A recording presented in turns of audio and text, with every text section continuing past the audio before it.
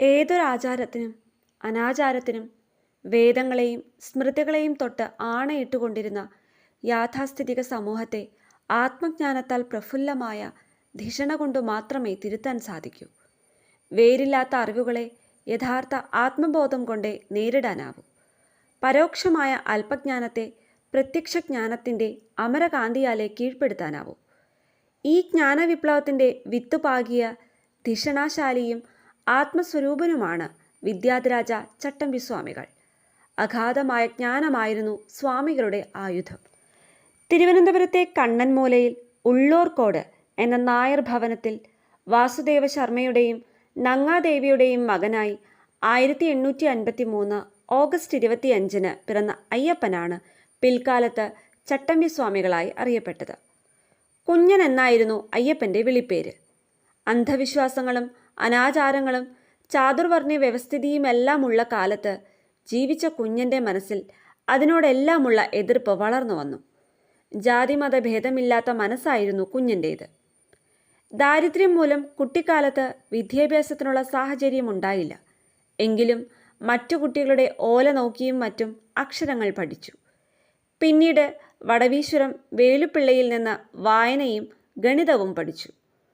കുഞ്ഞൻ്റെ വീടിനടുത്ത കൊല്ലൂർ മഠത്തിൽ ഒരു ശാസ്ത്രികൾ വന്ന് കുട്ടികളെ സംസ്കൃതം പഠിപ്പിച്ചിരുന്നു. കുഞ്ഞൻ്റെ ബുദ്ധിശക്തി മനസ്സിലാക്കിയ ശാസ്ത്രികൾ ക്ലാസ്സിലിരുന്ന് പഠിക്കാൻ അനുവാദം നൽകി. അങ്ങനെ സംസ്കൃത ഭാഷയും കാവ്യങ്ങളും പഠിച്ചു. പിന്നീട് പേട്ടയിൽ രാമൻപിള്ള ആശാൻ്റെ പാഠശാലയിൽ ചേർന്നു. സംഗീതം, ചിത്രമെഴുത്ത്, ഗണിതം, തമിഴ്, കിളിപ്പാട്ട് വായന എന്നിവയാണ് അവിടെ നിന്ന് അഭ്യസിച്ചത്. ആ ഗുരുകുലത്തിൻ്റെ നടത്തിപ്പ് ചുമതലയും കുട്ടികളെ നിയന്ത്രിക്കാനുള്ള ഉത്തരവാദിത്തവും രാമൻപിള്ള ആശാൻ കുഞ്ഞിന് നൽകി. ചട്ടങ്ങൾ നടപ്പാക്കുന്നയാൾ എന്നർത്ഥമുള്ള ചട്ടമ്പി എന്ന് അതോടെ അറിയപ്പെട്ടു തുടങ്ങി. രാമൻപിള്ള ആശാൻ നടത്തിയിരുന്ന ജ്ഞാനപ്രചാകരം എന്ന സഭയിൽ പല പ്രമുഖരും എത്താറുണ്ടായിരുന്നു.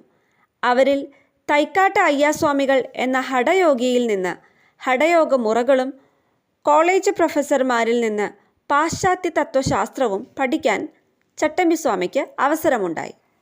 അക്കാലത്ത് ക്ഷേത്രങ്ങളിൽ രാത്രികാലത്ത് ഒറ്റയ്ക്ക് ധ്യാനനിരതനായി ഇരിക്കുന്ന ശീലം അദ്ദേഹത്തിനുണ്ടായിരുന്നു. അറിവ് സമ്പാദിക്കാനുള്ള ആഗ്രഹം ഉത്കടമായിരുന്നു. അതിനുവേണ്ടി നടത്തിയ യജ്ഞങ്ങൾക്ക് കണക്കില്ല. തിരുവനന്തപുരത്ത് സംഘടിപ്പിച്ചിരുന്ന നവരാത്രി വിദ്വൽ സദസ്സിൽ പങ്കുകൊള്ളാനെത്തിയ ശാസ്ത്ര പണ്ഡിതനായിരുന്ന സുബ്ബ ജടപാടികളുമായി പരിചയപ്പെട്ടു അദ്ദേഹം. കല്ലടൈക്കുറിച്ചിയിലുള്ള ഗൃഹത്തിൽ കൊണ്ടുപോയി ചട്ടമ്പിസ്വാമികളെ താമസിപ്പിച്ചു. 4 വർഷത്തോളം അവിടെ പഠിച്ച് തർക്കവും അലങ്കാരവും വ്യാകരണവും സ്വായത്തമാക്കി. പിന്നീട് ഭാരതത്തിലെ പല ഭാഗത്തും ചുറ്റി സഞ്ചരിക്കാനിറങ്ങിയ അദ്ദേഹം ഒരു തങ്ങളിൽ നിന്ന് ഖുർആൻ പഠിച്ചു. കൂവക്കര പോറ്റുമാരുടെ ഗ്രന്ഥപ്പുരയിൽ നിന്ന് അപൂർവ ഗ്രന്ഥങ്ങൾ വായിച്ചു. മന്ത്രതന്ത്രാദികൾ, വൈദ്യം, ജ്യോതിഷം, മർമ്മശാസ്ത്രം തുടങ്ങിയ വിഷയങ്ങളിലും ജ്ഞാനം നേടി. അദ്ദേഹത്തിന് 25-ാം വയസ്സുള്ളപ്പോഴാണ് അമ്മ മരിക്കുന്നത്. അമ്മയുടെ ശേഷക്രിയയ്ക്ക് വേണ്ടിയാണ് അവസാനമായി വീട്ടിൽ ചെന്നത്. പിന്നീട് സന്യാസത്തിൻ്റെ വഴിയിലെത്തി. വടവീശ്വരം എന്ന സ്ഥലത്ത് ചുറ്റി സഞ്ചരിക്കവേ കണ്ടുമുട്ടിയ ഒരു സ്വാമികളാണ് ജ്ഞാനോപദേശത്തിലൂടെ ആത്മസാക്ഷാത്കാരം നൽകിയത്. ഷൺമുഖദാസ സ്വാമികൾ എന്നായിരുന്നു സന്യാസനാമം. പക്ഷേ ശിഷ്യരും പണ്ഡിതരായ ഭക്തരും നൽകിയ പൂർണ്ണനാമം പരമഹംസ പരിവ്രാജകാചാര്യ ശ്രീ വിദ്യാധിരാജ പരമഭട്ടാരക ശ്രീ ചട്ടമ്പിസ്വാമികൾ എന്നായിരുന്നു. വിദ്യാധിരാജൻ, ശ്രീ ഭട്ടാരകൻ, ശ്രീ ബാലഭട്ടാരകൻ എന്നീ പേരുകളിലെല്ലാം അറിയപ്പെട്ട അദ്ദേഹത്തിന് വലിയ ശിഷ്യസമ്പത്തുണ്ടായി. നീലകണ്ഠ തീർത്ഥപാദരും തീർത്ഥപാദ പരമഹംസരുമായിരുന്നു അദ്ദേഹത്തിൻ്റെ പ്രഥമ ശിഷ്യർ. ശ്രീബുദ്ധന് ശേഷം അഹിംസാ തത്വത്തെ സാക്ഷാത്കരിക്കുകയും അത് ജീവിതത്തിൽ പ്രകടിപ്പിക്കുകയും ചെയ്ത ആധ്യാത്മികാചാര്യനായിരുന്നു ചട്ടമ്പിസ്വാമികൾ. നായർ സമുദായത്തിലായിരുന്നു അദ്ദേഹത്തിൻ്റെ സ്വാധീനം കൂടുതൽ പ്രകടമായത്. മരുമക്കത്തായത്തെ എതിർത്ത് മക്കത്തായത്തിനു വേണ്ടിയും കൂട്ടുകുടുംബ വ്യവസ്ഥയെ എതിർത്ത് ആളോഹരി സമ്പ്രദായത്തിനു വേണ്ടിയും സംബന്ധമുറയെ എതിർത്ത് നിയമപ്രകാരമുള്ള വിവാഹ സമ്പ്രദായത്തിനു വേണ്ടിയും നടന്ന പ്രക്ഷോഭങ്ങൾക്ക് ചട്ടമ്പിസ്വാമികൾ നൽകിയ പിന്തുണയാണ് നായർ സമുദായത്തിലെ പരിഷ്കരണങ്ങൾക്ക് തുടക്കമിട്ടത്. 1924 മെയ് 5 കൊല്ലത്തെ പന്മനയിലായിരുന്നു ചട്ടമ്പിസ്വാമികളുടെ മഹാസമാധി. ഇവിടെ സ്ഥാപിച്ച പന്മന ആശ്രമം സ്വാമികളുടെ ദർശനങ്ങൾക്ക് പ്രചാരം നൽകാനുള്ള കേന്ദ്രമായി നിലകൊള്ളുന്നു. വേദാധികാര നിരൂപണം, അദ്വൈത ചിന്താ പദ്ധതി, ആദിഭാഷ, പ്രാചീന മലയാളം എന്നിവ അദ്ദേഹം രചിച്ച കൃതികളിൽപ്പെടും. വ്യാഖ്യാനങ്ങളിലും നിഗമനങ്ങളിലും നിലപാടുകളിലും ധീരതയുടെ അഗ്നിനക്ഷത്രമായിരുന്നു ചട്ടമ്പിസ്വാമികൾ. സത്യമായിരുന്നു ആ സാന്നിധ്യത്തിൻ്റെ തിളക്കം. നിർഭയത്വമായിരുന്നു ആ ശബ്ദത്തിൻ്റെ മുഴക്കം. ആത്മജ്ഞാനമായിരുന്നു അവിടുത്തെ ബോധ്യം.